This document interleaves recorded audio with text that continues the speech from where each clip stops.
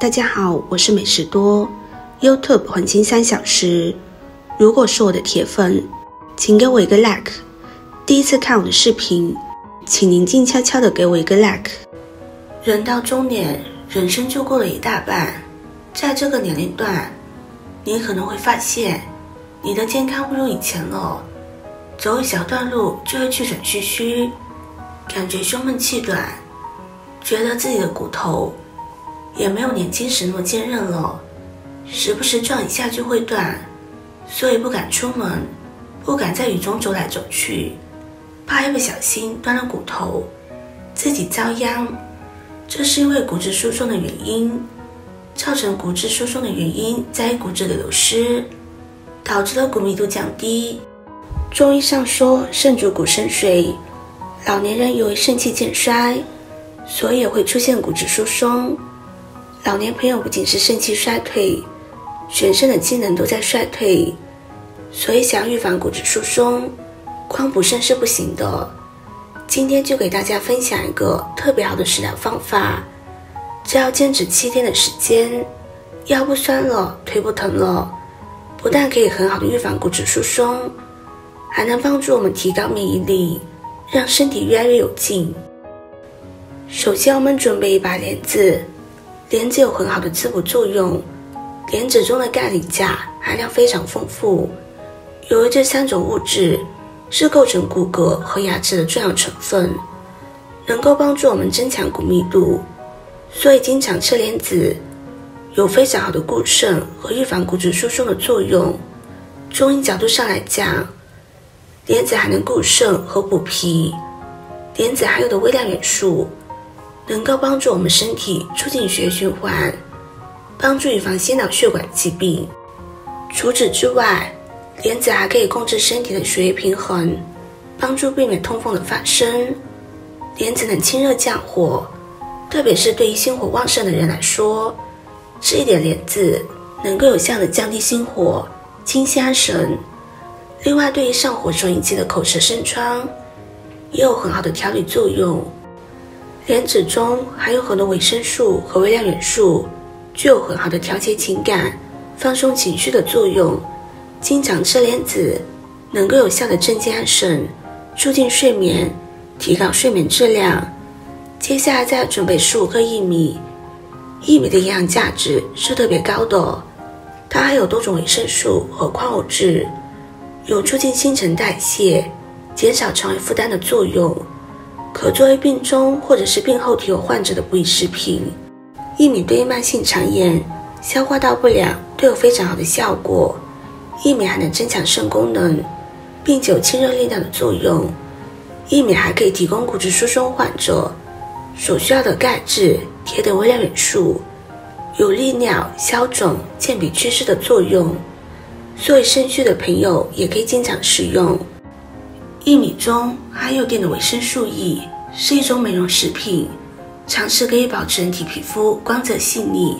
消除粉刺色斑，改善肤色。我们把薏米、莲子用清水清洗干净，洗去表面的灰尘。制作视频不易，您的每一个留言和每一个点赞都是我前进的动力。如果您觉得我分享的视频对你有帮助的话，动动您发财的小手，给我点个赞吧。请在底下留言+1，非常感谢您的支持。洗干净之后，将它们浸泡15分钟。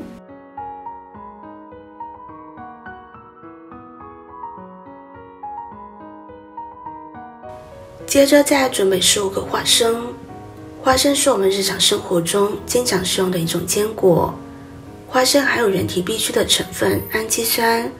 特别是泛氨氨酸，有助于提高智力；含泛管酸，有利于促进脑细胞发育和增强记忆力。花生含有儿茶素，具有抗氧化作用，从而可以延缓衰老，达到强身健体的作用。花生泛脂肪油可用于治疗慢性咳嗽、哮喘、咳痰等症状。花生的营养价值非常高，它含有丰富的膳食纤维，也可以帮助促进排便，还可以降低胆固醇。花生含泛钙元素，可以帮助我们健脑、益智，增强骨密度，帮助儿童生长发育，避免老年人骨质疏松。花生当中富含油脂，主要是不饱和脂肪酸，能够起到滋润肺部的作用，对缓解咳嗽有一定的帮助。如果平时经常咳喘痰中胆血，吃点花生会有不错的效果。接着再准备5颗红枣，红枣可以补气生血，安神助眠。正处于生长阶段的孩子以及老年人可以多使用一些红枣，可以避免骨质疏松症。从专业的角度来讲，红枣能够提高白细胞生成，而我们知道白细胞本身它的存在主要价值是吞噬各种病毒坏细胞，所以我们要经常吃红枣，免疫力才会更好。并且红枣还有一定的防癌抗癌的作用，常吃红枣还可以补中益气，软化血管，还能够帮助预防心血管疾病。红枣中含有丰富的维生素，可以促进皮肤细胞的新陈代谢，滋养皮肤。接着再准备一小段山药，中医认为山药具有补脾养胃、补肺益肾的作用。山药含有丰富的纤维素，它可以降低胆固醇，因为膳食纤维可以缩短食物通过小肠的时间，从而减少胆固醇的吸收。山药还有皂苷，能够降低胆固醇和甘油三酯，对于高血压和高血脂都有改善作用。山药含山药碱和黏液蛋白，这些营养元素都可以促进身体对钙元素和维生素 D 的吸收，从而帮助骨密度，预防骨质疏松症。接着把准备好的食材全部倒入锅中，然后再加入约800毫升的纯净水，盖上盖子，把食材煮上半个小时。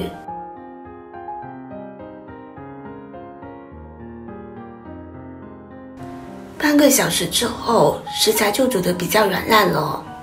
莲子可以健脾益肾，薏米能健脾祛湿，红枣补中益气，山药补肺益肺。这个粥营养是特别的丰富，还可以补钙，促进钙吸收。老年朋友可以多使用，可以很好的预防骨质疏松症，还可以帮助我们补充各种营养元素，降低血脂，降低胆固醇。对于老年人来说，具有非常好的保健养生作用。喜欢的朋友就收藏起来试试吧。视频看到这里了，麻烦各位哥哥姐姐动动小手给我点个赞吧。点击我的头像可以看到更多的养生视频，我们下个视频见啦。